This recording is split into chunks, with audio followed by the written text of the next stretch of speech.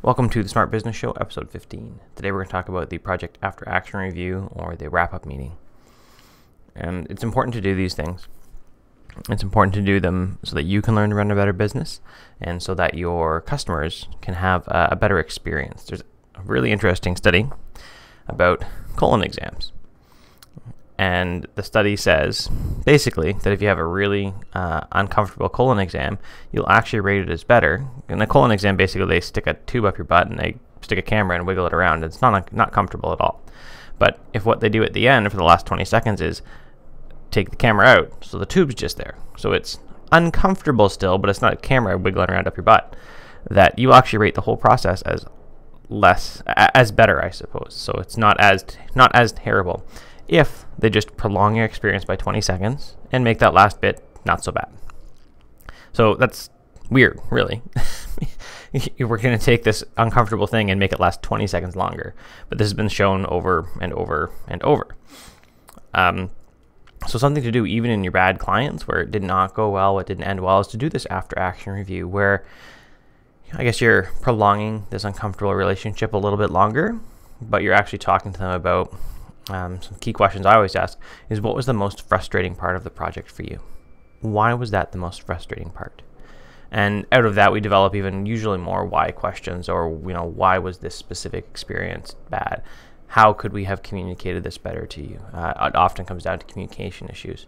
And then what was the best part of the project? Why was that the best part? And sometimes you may find it's actually very similar issues, but it was just how it was conveyed on each end. So when you finish off a project, you should do an after-action review.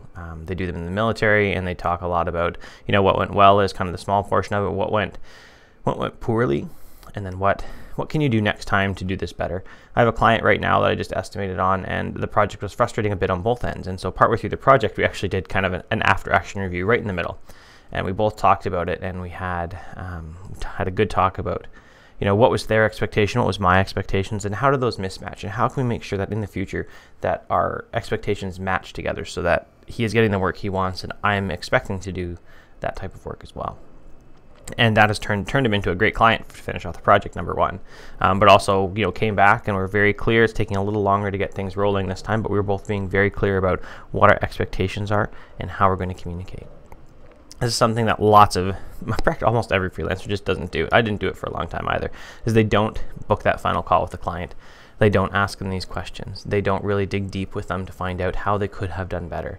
And doing that is what's really going to help you just have your clients, even your bad ones, think that they had a good experience.